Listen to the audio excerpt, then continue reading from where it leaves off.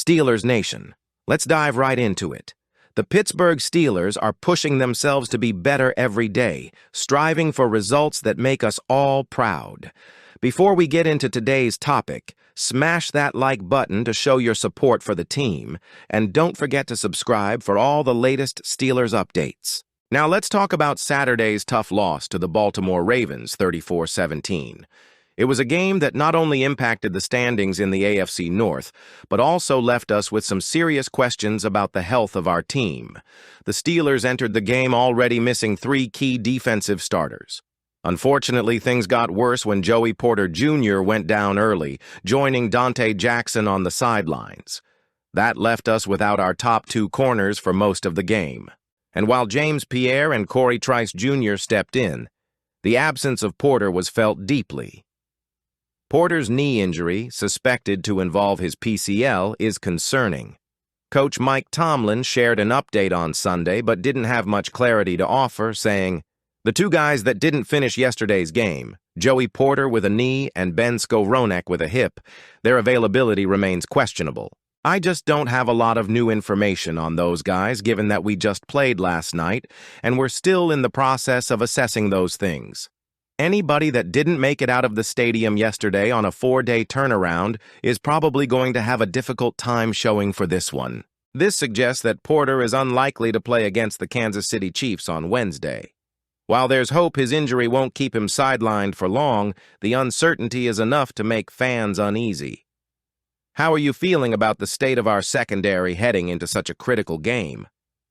With Jackson and Porter out, the responsibility fell to Pierre and Trice. While Pierre has experience, fans aren't exactly confident in his ability to hold the fort. And Trice, despite showing promise earlier in the season, is still finding his footing after missing his rookie year and dealing with a hamstring injury this season. Saturday exposed the vulnerabilities of our secondary as the Ravens exploited gaps and put up a strong rushing attack. The performance of Pierre and Trice raised several concerns. Pierre's lack of consistency and Trice's inexperience have made it clear how critical Porter's presence is. Both corners struggled against Baltimore's dynamic offense, and now they'll have to face Patrick Mahomes and the Chiefs, a far more formidable passing attack. The question is, can the Steelers find a way to patch the holes? Do you think Trice has what it takes to step up in Porter's absence? Or should the Steelers explore other options to bolster the secondary? This brings us to a critical question about the Steelers' off-season decisions. General Manager Omar Khan's strategy for the cornerback position is now under scrutiny. With Porter entering just his 2nd season and Jackson adjusting to a new team, the lack of experienced depth has become glaringly apparent. Could the team have done more to prepare for scenarios like this? In hindsight, the need for another seasoned cornerback is obvious. Depth is crucial in the NFL, especially in a division as competitive as the AFC North. Injuries are part of the game, but failing to account for them during roster building can be costly. While the Steelers' emphasis on young talent is commendable, balancing that with veteran leadership might have been a wiser approach. Steelers Nation, what are your thoughts? Should the front office have prioritized bringing in another seasoned cornerback during the offseason? Despite the challenges, there is some good news. 5 players who missed Saturday's game, including Dante Jackson, Larry Ogunjobi, and George Pickens, might return for the showdown against the Chiefs. Coach Tomlin sounded cautiously optimistic, stating, "Some guys that didn't play yesterday who have a real chance this week: Justin Fields, Deshaun Elliott, Dante Jackson, George Pickens, and Larry Ogunjobi all have an opportunity to play this week. We'll see where the week leads us from their inclusion."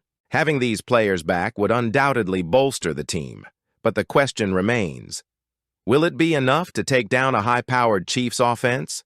Pickens' potential return could be a game-changer for the Steelers' offense. His ability to stretch the field and make contested catches is something the team sorely missed against Baltimore.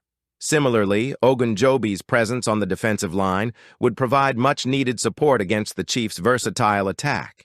However, the spotlight remains on the secondary, where the absence of Porter looms large. Could there be a reunion between the Steelers and wide receiver Diontae Johnson? It's a question that's lighting up discussions among fans and analysts alike. With George Pickens sidelined for a third straight game due to a hamstring injury, many are wondering if bringing back Johnson could be the answer. But head coach Mike Tomlin's recent comments suggest he's got more pressing matters on his mind. "I have nothing to add about somebody that's not on our football team right now," Tomlin said when asked about the possibility of claiming Johnson off waivers. His focus is clear. Prepare for the upcoming clash with the Kansas City Chiefs on Wednesday. Johnson's 2024 season has been far from smooth. After being traded from Pittsburgh to the Panthers in March, he was later dealt to the Ravens. His stint in Baltimore didn't go as planned, with just one catch for 6 yards across 4 games. On Friday, the Ravens released him, sparking speculation about a potential return to Pittsburgh. Johnson himself has expressed fond memories of his time with the Steelers. Speaking to the Ravens' official team website, he said, "Man, I had a great career there. I loved it. Great city, people great there. I know what they're about. I can't wait to get to Sunday to just be back in that stadium." Despite Johnson's nostalgia, the decision to bring him back isn't straightforward. With waivers in play, several teams ahead of Pittsburgh may show interest in the former third-round pick. And with Tomlin's focus firmly on preparing for the Chiefs, it's clear that reuniting with Johnson isn't currently a top priority. Steelers Nation, how do you feel about the possibility of bringing Diontae Johnson back? Would he be a valuable addition, or should the team move forward with its current roster? While the speculation around Johnson continues, another story is quietly unfolding in Pittsburgh: the emergence of Calvin Austin III. The young receiver led the team with 65 yards on 4 catches in Saturday's game against the Ravens, and Coach Tomlin is impressed with his progress. "Calvin's evolution has nothing to do with the availability or lack of availability of others, man," Tomlin said. "He's just a guy that's stepping forward with each and every opportunity. His experience is starting to show. He's got a feel for the game.